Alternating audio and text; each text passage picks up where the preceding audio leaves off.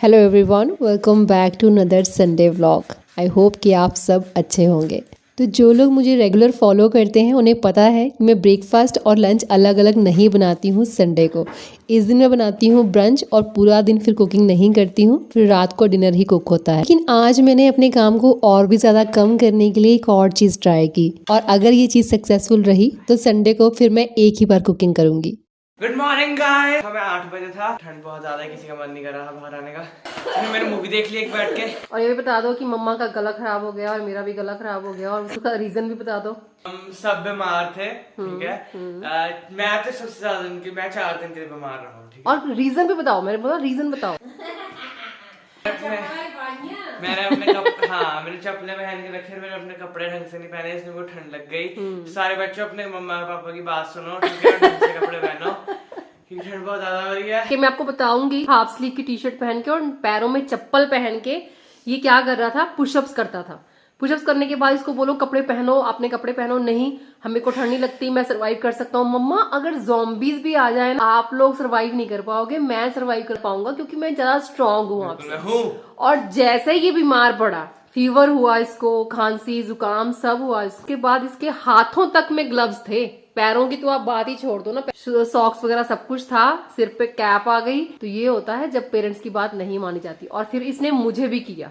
देखने में जरूर बड़े हो गए हैं, लेकिन एक्चुअल में ये बड़े नहीं है। जब बीमार होते हैं छोटे छोटे बेबीज बन जाते हैं, मम्माज बॉय बन जाते हैं। मैं अपने सारे काम खुद करता था, सिवाय जो मेरी पानी की बोतल मम्मा भर के देते थे मेरे को, जो गर्म पानी वाली है, वो थैंकलेस जॉब है हमारी guys। वो इसीलिए क्योंकि मैं अपने बेड में जाके बैठ जाता था और फिर मेरा बाहर निकलने का मन नहीं करता था। बट थोड़ा गागल की स्टीम ली और मैं बस थोड़ा काफी ठीक फील कर रही हूँ। थोड़ी आवाज में आपको थोड़ा डिफरेंस नजर आएगा, वॉइस ओवर में भी आएगा, लेकिन करना पड़ेगा। आज के संडे ब्रंच में पनीर दो प्याज़ा, लच्छा पराठा, साथ में एक आध चीज़ कोई और बना लूँगी, ये मैंने सोच रखा था। लेकिन कल शाम को कुलदीप जी बर्गर बंस वगैरह ले आए, तो बच्चों ने कहा फिर हमें बर्गर खाना है, तो फिर लच्छा पराठा तो मैंने कैंसिल कर दिया। पनीर दो प्याज़ा बनेगा और साथ में एक आध चीज़ कोई और बना लूँगी सिंपल चपाती के साथ। अभी जो सब्जियां मैंने चॉप की है, गाजर और बीन्स ने चॉप की है वेज बर्गर के लिए। चिकन पैटीज भी ऑलरेडी फ्रिज में पड़ी हैं, तो जिसको जो भी खाना होगा वो खा सकता है। तो वेज बर्गर बनाने के लिए पहले तेल में थोड़ा जीरा भून लिया, उसके बाद गाजर और बीन्स को पका लेना है। उधर बर्गर के लिए सब्जियां पकेंगी, इधर प्याज चॉप कर लेंगे पनीर की ग्रेवी के लिए।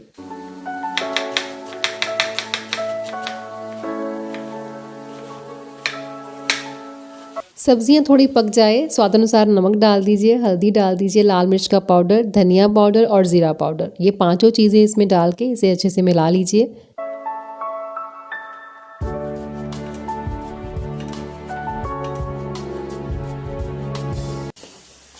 What we cooking? We making, huh?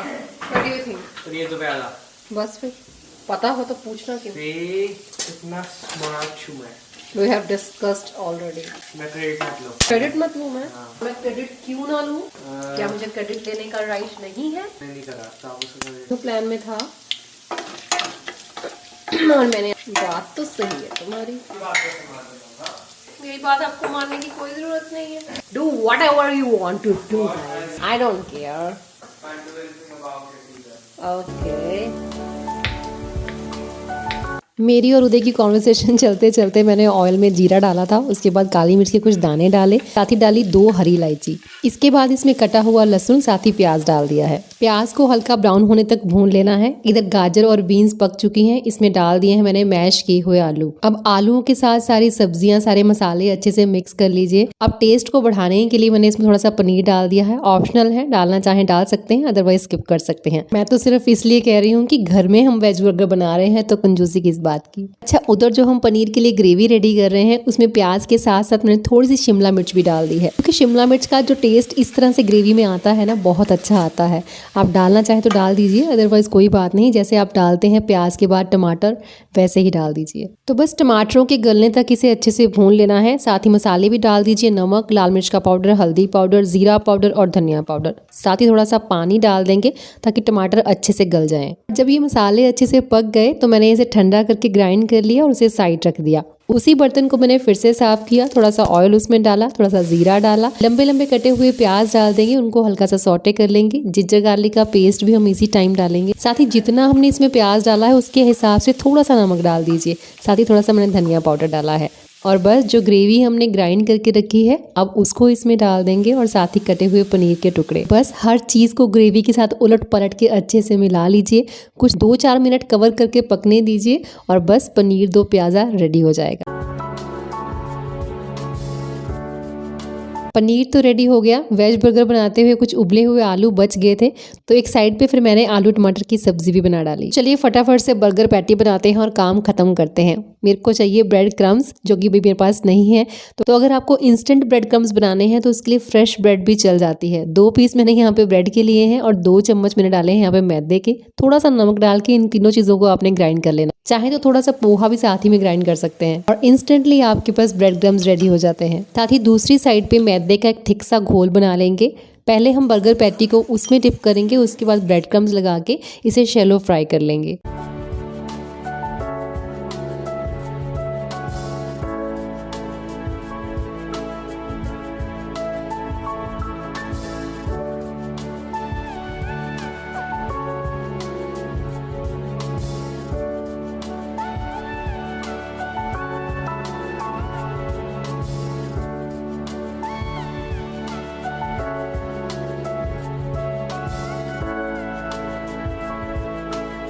दोनों तरफ से टिक्की को अच्छे से ब्राउन करके निकाल लेना है। बहुत ही इजी है बर्गर पैटी बनाना। चिकन पैटीज़ वगैरह मैं घर पे बहुत कम बनाती हूँ क्योंकि वो ज़्यादा टाइम कंज्यूमिंग होती हैं, लेकिन वेज पैटीज़ वगैरह घर पे बनाना ही बेस्ट रहता है।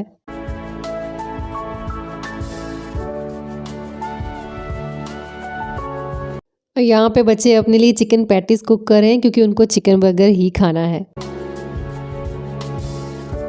पत्ता गोभी और टमाटर आप वैसे ही काट के बर्गर में डाल दीजिए, अच्छा लगेगा, लेकिन प्याज को अगर तवे के ऊपर थोड़ा सा नमक और थोड़ा सा तेल डाल के सौटे कर लें तो उसका टेस्ट और भी बढ़िया हो जाता है।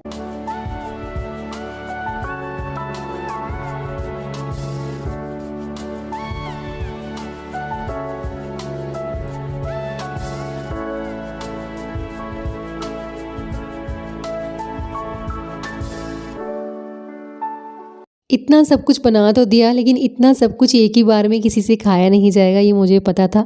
तो जितना जितना जिसको खाना है वो खाए, जो बच जाएगा डिनर में भी वही काम आएगा, मैंने सबको बोल दिया था। तो यही था मेरा प्लान कि संडे को मैं सिर्फ एक ही बार किचन में जाऊँ, जितनी कुकिंग करनी है यानी कि पूरे दिन की कुकिंग मैं एक ही बार में कर लूँ, क्योंकि एक ही साथ कुकिंग करने से डेफिनेटली आपका टाइम बचता है, आपकी एनर्जी बचती है, क्योंकि बार बार कुकिंग करने के बाद जो किचन क्लीन करने का टाइम होता है वो भी आपका सेव हो जाता है। तो ये संडे तो अच्छा रहा था। तो सोचती हूँ कि इसी तरह से नेक्स्ट संडे भी मेन्यू बना के मिनिमम कुकिंग करूँ। वैसे भी एक दिन चीट डे तो होता ही है तो काम चल जाएगा। मेरा भी यार चीट डे था, लेकिन तबीयत ठीक ना होने की वजह से मैंने आज नॉर्मल दिन से भी कम खाया। ਕਹਿੰਦੀ ਹੁੰਦੀ ਸੀ चिकन टिक्का मंगा दे, बाहर जाना पसंद नहीं तेनू, जोमैटो तो ऑर्डर करा दे। ओए होए, ये जोमैटो वालों की ऐड है। इतना स्ट्रेट फेस बना के क्यों खाना खाते हो आप?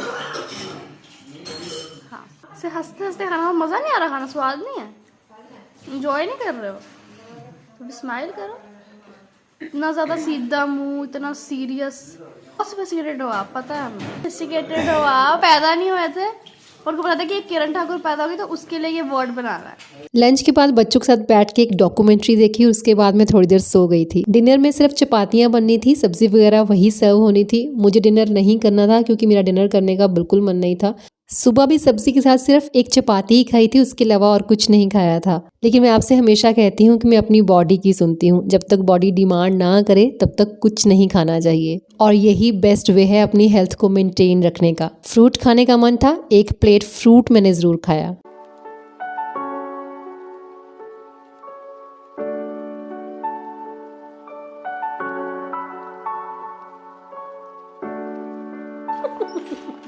खेलना तेरे साथ छोड़।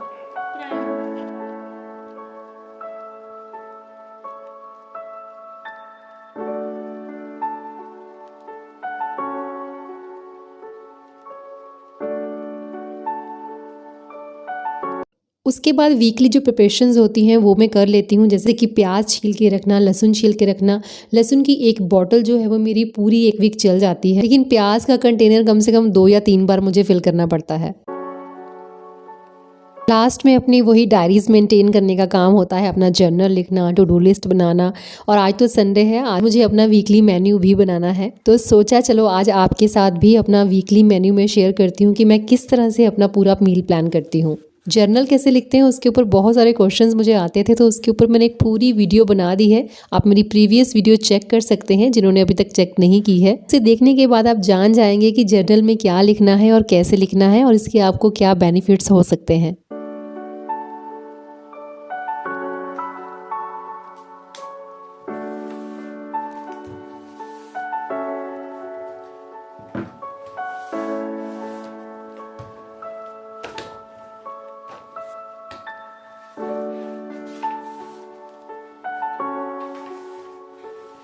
वीकली मील प्लान के रिगार्डिंग मैंने 1-2 वीडियोस पहले भी आपके साथ शेयर की हैं, आपने काफ़ी पसंद भी की हैं। तो वीकली अगर मील प्लान आप नहीं करते हैं तो भी कोई फ़र्क नहीं पड़ता, खाना तो फिर भी बन जाता है। लेकिन प्लानिंग करने में या नहीं करने में डिफरेंस क्या है? मील प्लान ना करने का पहला नुकसान ये है कि आप अपना टाइम और एनर्जी दोनों वेस्ट करते हैं ये सोचने में कि कब मैं क्या बनाऊं। दूसरा नुकसान ये है कि कुछ चीज़ें ऐसी होती हैं जो रिपीटेडली आप खाते रहते हैं और कुछ चीज़ें ऐसी होती हैं जिन्हें आप महीनों बना नहीं पाते क्योंकि आपके ध्यान में नहीं आती। इन मील को प्लान करने से अपना टाइम और एनर्जी तो आप सेव करते ही हैं, साथ ही आप एक बैलेंस डाइट लेते हैं। और जब आप कुछ नई डिशेस को भी अपने मील प्लान में लिखते हैं तो उन्हें भी ट्राई करते हैं। संडे को ही हम वेजिटेबल शॉपिंग करने जाते हैं, लेकिन आज पूरा दिन बारिश 1 मिनट के लिए भी बंद नहीं हुई और इस कंडीशन में मंडी जाके सब्जी बाय करना बहुत ही रिस्की था। मोस्टली शॉपिंग करने के बाद सब्जियां मेरे सामने होती हैं, उसके अकॉर्डिंगली फिर मैं अपना मील प्लान करती हूँ। लेकिन आज क्योंकि शॉपिंग हुई नहीं तो अब मुझे पहले मील प्लान करना पड़ेगा, उसके अकॉर्डिंगली मैं सब्जियां बाय करूंगी। आपके पास हर वीक का हिसाब है तो आप पिछले वीक के हिसाब से चेक कर सकते हैं कि पिछले वीक आपने क्या खाया था, उसके पिछले वीक आपने क्या खाया था, ताकि आपकी चीज़ें जो हैं वो हर वीक रिपीट ना हो। मतलब कुछ हद तक सेम हो सकता है लेकिन काफ़ी हद तक कोशिश कीजिए कि डिफरेंट बनाइए। तो इस मंथ का ये 4th वीक स्टार्ट हुआ है तो इस ईयर का ये 4th वीक मील प्लान। आपको एक वीडियो दी थी जिसमें रेगुलर जो भी हम खाते हैं उसकी मैंने एक लिस्ट रेडी की थी, उसके हिसाब से आप भी अपनी एक लिस्ट रेडी करके रख सकते हैं और उसके हिसाब से अपना मील प्लान कर सकते हैं। 30th को यानी कि नेक्स्ट संडे कुलदीप जी का बर्थडे है, तो उस दिन के डिनर को छोड़ के बाकी सब मैंने लिख दिया है। इन चारों वीकली मील प्लान की लिस्ट्स आपको डिस्क्रिप्शन बॉक्स में मिल जाएंगी। तो अगर आप कहेंगे तो इसी प्लान के हिसाब से कुकिंग करते हुए एक पूरी वीडियो मैं आपके साथ शेयर कर दूंगी नेक्स्ट वीक। ये प्लानिंग्स हम खुद की जॉब को इजी करने के लिए करते हैं, बाकी कुछ फैमिली मेंबर्स के हिसाब से या खुद की तबीयत के हिसाब से कभी कुछ चेंजेस करने पड़े तो कोई इशू नहीं। कई बार आपने कुछ भी कुक नहीं किया, लेफ्ट ओवर्स का यूज़ कर लिया तो उसमें भी कोई इशू नहीं। लेकिन प्लानिंग करने से आपका बर्डन हट जाता है, आप बहुत हल्का फील करते हैं। ट्राई करके देखिएगा और मैं मिलूंगी आपसे नेक्स्ट वीडियो में। Till then bye bye, take care and stay healthy.